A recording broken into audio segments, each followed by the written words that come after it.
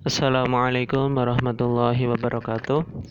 Alhamdulillahirabbil alamin nahmaduhu wa nasta'inuhu wa nastaghfiruh wa na'udzu billahi min syururi anfusina wa min sayyiati a'malina may yahdihillahu fala mudilla lahu wa may yudlil fala hadiya lahu asyhadu an la ilaha illallah wa asyhadu anna muhammadan abduhu wa rasuluh.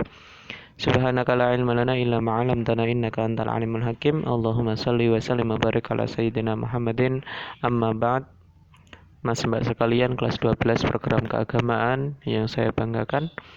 Syukur alhamdulillah kita aturkan pada Allah Subhanahu wa taala pada kesempatan pagi hari ini kita dapat berjumpa dalam keadaan sehat walafiat untuk KBM daring kita mata pelajaran ilmu hadis.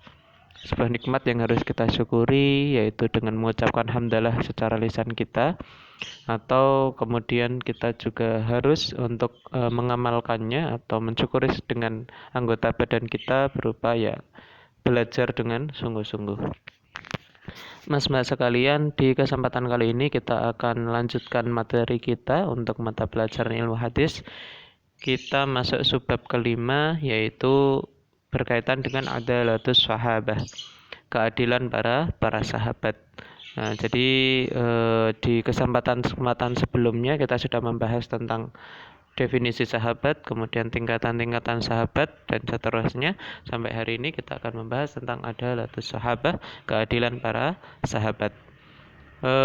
Teman-teman sekalian, ini bukan hanya berkaitan dengan ilmu hadis ya. Adalatus sahabah ini nantinya juga akan berkaitan dengan ilmu kalam, di mana barangkali teman-teman sempat bersinggungan gitu ya, sempat belajar bahwa orang Syiah seperti itu, mereka menghina para sahabat gitu ya, mereka menghina para sahabat, kemudian meragukan hadis-hadis atau bahkan tidak mengakui hadis-hadis yang diriwayatkan oleh beberapa atau bahkan mayoritas para sahabat. Nah, kita mulai saja. Akan tetapi qabla an nakhudha fi isbati adalati sahabati radhiyallahu anhum min khilalil kitabi wa sunnati wa ra'il ulama, sebelum kita menyelami pada isbat adalah, penetapan adalah bagi para sahabat dari kitab sunnah maupun para pendapat para ulama, ara minal munasibi an natahaddasa an ma'nal adalah, beliau berpendapat bahwa lebih bagus kita mengetahui definisi dari adalah itu sendiri, min haitsul lughah wal istilah, dari bahasa, segi bahasa dan segi istilah, wa taudhihil farqi bainahuma, dan juga kita atau kita juga seyogyanya gitu nggih untuk membicarakan tentang penjelasan perbedaan antara bainaha wa bainal ismah, antaranya adalah dan juga ismah. Jadi dua hal ini berbeda gitu ya, al adalah dan al ismah, jangan sampai disamakan. Kemudian semana tahaddatsu anil asya allati fuddila as-sahabatu ala ghairihim, kemudian kita akan membicarakan hal yang membuat para sahabat ini lebih unggul, lebih dimuliakan daripada orang selain mereka. Berarti ya tabiin, apalagi kita. Pertama, ta'riful adalah. Adalah sendiri itu apa, atau keadilan itu apa? Al-adalatu fil lughati mushtaqatun minal adli. Al-adalah itu diambil dari kata al-adlu, itu nggih. Artinya diddil jauri, diddun itu artinya antonim. Al-jaur itu semena-mena atau dolim kayak gitu nggih. Imam jaur kayak gitu ya. Kita mengenal istilah imam adil dan imam jaur. Nah, warajulun adilun, dan rajul yang warajulun adilun, dan rajul yang adil itu ay ridho wa muqni'un fi syahadah. Beliau adalah orang yang ridho dan orang yang bisa berqanaah dalam syahadah, dalam persaksian.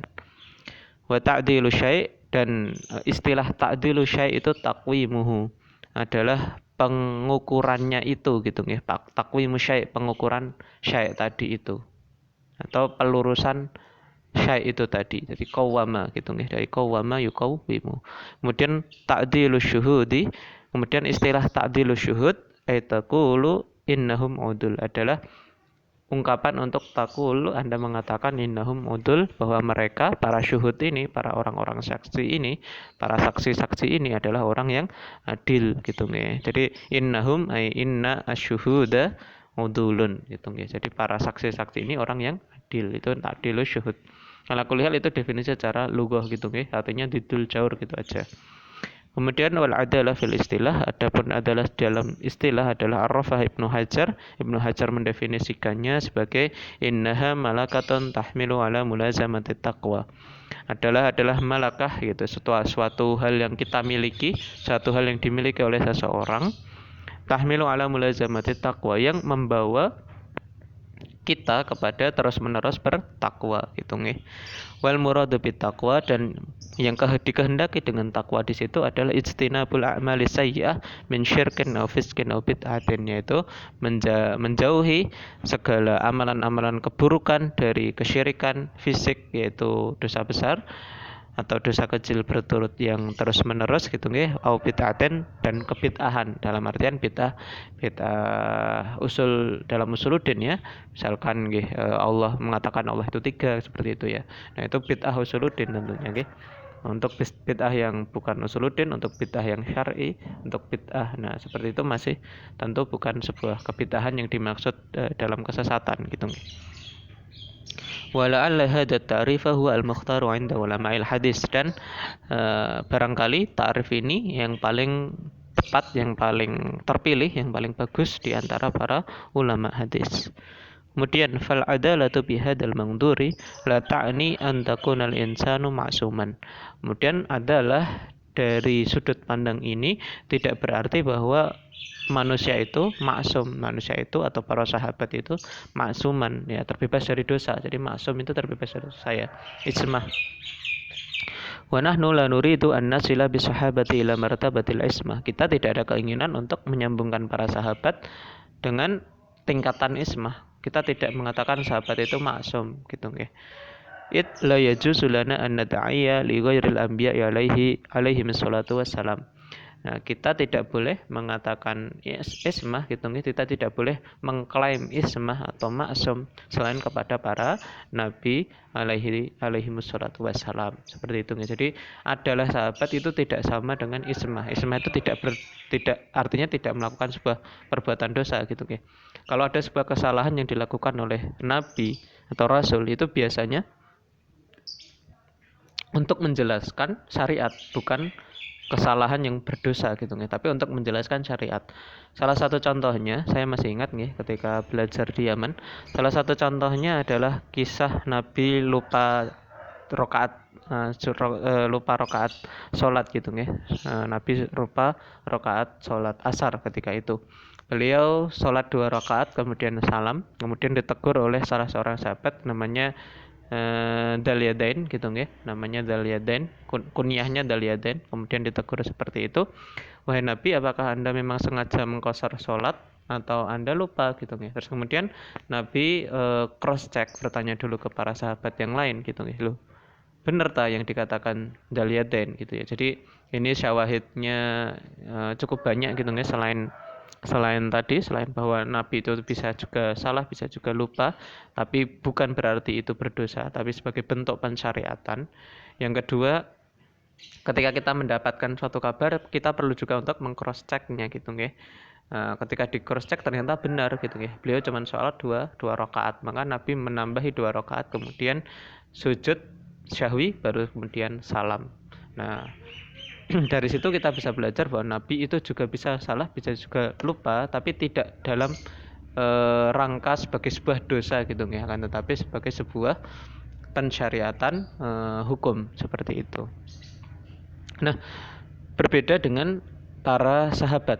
Para sahabat ini adalah atau adil, namun mereka tidaklah ismah, tidak maksum. Mereka masih bisa melakukan sebuah dosa, akan tetapi tentu mereka langsung segera mengakui dosa mereka dan beristighfar gitu. Dan dosa-dosa yang mereka lakukan bukanlah kesyirikan, bukanlah dosa besar, bukan dosa kecil yang terus menerus, dan juga bukanlah kebid'ahan dalam usuluddin. Seperti itu. Nah, ini satu paragraf ini intinya seperti itu yang saya sampaikan gitu nih. Jadi kalau ada terjadi dari sahabat itu suatu dosa, fala ya'ni hadza khurujahu min dairatil adalah.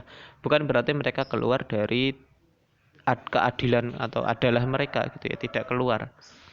Kenapa? Karena maqamatul adalah la tunusu ala atmi ityanid dunub. Karena yang dinamakan adalah bukan berarti tidak pernah melakukan sebuah dosa gitu ya, akan tetapi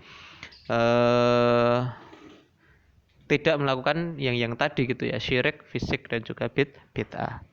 Maka setiap muslim balik akil, kemudian selamat dari sebab-sebab kefisikan, selamat dari hal-hal yang menjatuhkan muruah mereka, fahuwa jadirun bita'dilil ma'dulin. Mereka layak untuk ditakdil atau dianggap adil oleh orang-orang yang memang berkompetensi untuk menilai adalah seseorang. Nah, kemudian berikutnya lis sahabati biasrihim khasisatun. Nah, para sahabat dengan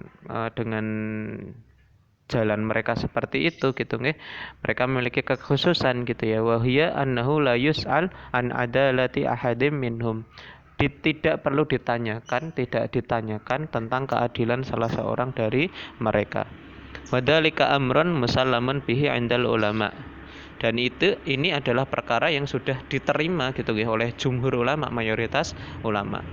Makanya kita semua ahlu sunnah wal jamaah, khususan ya asy'ariyah maturidiyah itu menganggap semua sahabat itu adil meskipun tingkat keadilannya berbeda-beda. Kemudian hadis mereka juga, karena mereka adil, hadis mereka juga bisa diterima pastinya gitu nggih. Nah, kemudian lupoto apa yang terjadi dengan para sahabat gitu nggih, kayak mungkin peristiwa perang Jamal gitu nggih, atau peristiwa terbunuhnya Sayyiduna Utsman seperti itu. Nah, ahlu sunnah wal jamaah asy'ariyah maturidiyah itu tidak ingin membahas yang seperti itu. Jadi gitu nggih. Jadi untuk menghindari dari menjelek-jelekan sahabat, untuk menghindari dari mengatakan memfitnah para sahabat gitu nggih. Karena nanti ada larangannya dan ada ancamannya untuk orang yang menjelekkan sahabat, untuk orang yang menghina para sahabat, untuk yang meragukan keadilan para sahabat seperti itu. Jadi ada istilah yang cukup terkenal gitu ya, famajara baina sahabah naskutu anhu gitu ya. Apa yang terjadi dengan para sahabat gitu ya, di antara para sahabat seperti perang-perang itu nggih, maka kita naskutu anhu, kita lebih baik diam tentang hal tersebut. Nah, untuk adanya para sahabat sendiri itu sudah ternas dalam kitab sunnah ijma maupun ijma oleh ummah. Kita langsung masuk dari Al-Qur'an Al-Karim. Hamin hadhil ayah qauluhu ta'ala, adapun dari ayat-ayat salah satunya adalah firman-Nya Allah Subhanahu wa taala, kuntum khaira ummatin ukhrijat lin-nasi ta'muruna bil ma'rufi wa tanhauna 'anil munkari wa tu'minuna billah. Walau amana ahlul kitab lakana khairul lahum minhumul mu'minuna wa aktsaruhumul fasiqun. Surat Al-Imran ayat 110. Wa aksarul ulama ala annal murada bihadzal ayah hum al-mukhattabuna 'inda nuzulil wahyi wa hum sahabah. Nah, ayat ini menurut banyak ulama, jumhur ulama, itu adalah pujian bagi para sahabat. Kuntum khaira ummatin, kalian itu adalah sebaik-baik umat. Nah itu berarti sebaik-baik umat, berarti ini ke arah para sahabat saja, yaitu mereka yang ketika diturunkan wahyu itu sebagai mukhatabnya, sebagai orang yang diajak ngobrol, diajak berbicara oleh Allah Subhanahu wa taala. Ini sebagaimana pendapat Al-Khatib dan Ibnu Hajar. Al-Khatib ini salah seorang ulama juga gitu nggih. Kama nassa ala dzalika Al-Khatib wa Ibnu Hajar, sebagaimana yang dinas oleh Al-Khatib dan Ibnu Hajar. Jadi Al-Khatib dan Ibnu Hajar itu mengatakan seperti itu gitu nggih, bahwa ayat ini itu para jumhur ulama itu berpendapat bahwa kuntum khaira ummatin, kalian itu sebaik-baik umat, yang dimaksud adalah para sahabat. Nah, itu kan berarti mentakdil, Allah mentakdil para sahabat. Allah menilai baik para sahabat. Kemudian keadilan para sahabat dalam sunnah, salah satunya adalah riwayat dari Abu Sa'id Al-Khudri radhiyallahu an, la tasubbu ashabi. Nah, jangan kalian menghina sahabat-sahabatku, kata Rasulullah sallallahu alaihi wasallam. Fawalladzi nafsi biyadihi, maka demi zat yang jiwaku ada di tangannya gitu ya, berarti demi Allah gitu ya. Lau anfaqa ahadukum misla ahadi dahaban ma balagha mutta ahadihim wala nasifihi. Kalau salah seorang dari kalian, berarti nggih kita katakanlah ya, orang-orang zaman sekarang gitu ya, menginfakkan satu gunung emas, itu tidak senilai dengan para sahabat ketika menginfakkan satu mud gitu ya, satu genggam. Mut itu satu dua telapak tangan itu ya, dua telapak tangan menyatu itu ya, itu satu mut gitu ya. Itu enggak senilai gitu ya, apalagi enggak satu mut itu enggak senilai dengan itu gitu. Itu tuh enggak senilai dengan satu mut para sahabat gitu ya. Dan bahkan setengahnya pun tidak gitu ya, bahkan setengah dari mut itu pun tidak sampai gitu. Jadi sampean menyedekahkan satu bukit emas, satu gunung emas itu nilainya lebih ringan di mata Allah dibanding para sahabat ketika menyedekahkan beras satu mut aja gitu ya, gandum satu mut, dua telapak tangan yang terbuka dan menyatu itu. Kemudian ada hadis yang paling terkenal gitu ya, khairun nasi qarni summalladzi yalaunahum. Nah ini harusnya dua kali ya, ini mungkin litah mungkin nggak sengaja kehapus gitu ya. Jadi ini hadis khairun nasi qarni, sebaik-baik manusia itu zamanku, kata Kanjeng Nabi. Berarti para sahabat, orang-orang yang hidup di masa Rasulullah. Sumalladzina yalaunahum, kemudian orang setelahnya, berarti para tabi'in. Sumalladzina yalaunahum, kemudian orang yang setelahnya lagi, berarti tabi'in. Summa yaji'u qaumun tasbuku syahadatu ahadihim yaminuhu wa yaminuhu syahadatahu. Kemudian akan datang suatu kaum yang saksi atau yang sumpah mereka itu mendahului persaksian mereka dan persaksian mereka mendahului sumpah mereka. Jadi intinya kurang lebih sebaik-baik umat itu adalah umat para sahabat, kemudian tabi'in, tabi'ut tabi'in. Kemudian akan datang kaum-kaum yang mereka gampang bersumpah dengan sebelum bukti itu muncul, seperti itulah. Yang kemudian itu dari Al-Quran dan As-Sunnah. Kemudian dari pendapat para ulama adalah kita langsung masuk ke sini gitu ya. Perkataan Ibnu Abdul Bar ini salah seorang ulama hadis juga ya. Dalam kitab Al-Isti'ab, fahum khairul quruni wa khairu ummatin ukhrijat linnas. Mereka adalah sebaik-baik generasi, kemudian sebaik-baik umat yang dikeluarkan dari manusia atau yang muncul dari diri manusia. Sabatat adalatuhum, ya, mereka sudah tetap adalahnya, jadi sudah dipastikan keadalahannya. Sabatat adalatuhum jami'uhum, ya, ini taukid gitu ya, mereka benar-benar ditetapkan keadalahannya. Bisana'illah, dengan pujiannya Allah Subhanahu wa taala wa rasulihi sallallahu alaihi wasallam. Jadi kan tadi Allah memuji gitu ya, memuji dengan kuntum khaira ummatin di surat Ali Imran ayat 110. Ingat-ingat nih, Ali Imran ayat 110. Kemudian setelahnya pujian dari Rasulullah sallallahu alaihi wasallam, la tasubbu ahada ashabi. Al-tasubbu ashabi, gitu ya. Jangan kalian hina sahabatku, karena seterusnya. Nah, nanti silakan dihafalkan dalil-dalilnya itu, karena itu cukup penting untuk teman-teman melihat bahwa para sahabat itu benar-benar semuanya adalah dipuji Allah, dipuji Rasulnya. Kita tidak boleh meragukan, apalagi menghina, menyangsingkan seperti itu. Karena bisa-bisa kita jatuh ke golongan ke orang-orang yang tidak tepat gitu ya. Orang-orang yang yang tidak adil, yang sembarangan kepada para sahabat. Oke, terima kasih teman-teman atas kehadirannya, atas perhatiannya. Mudah-mudahan sedikit ini bermanfaat. Hadanallahu ajmain wa lafu minkum. Wassalamualaikum warahmatullahi wabarakatuh.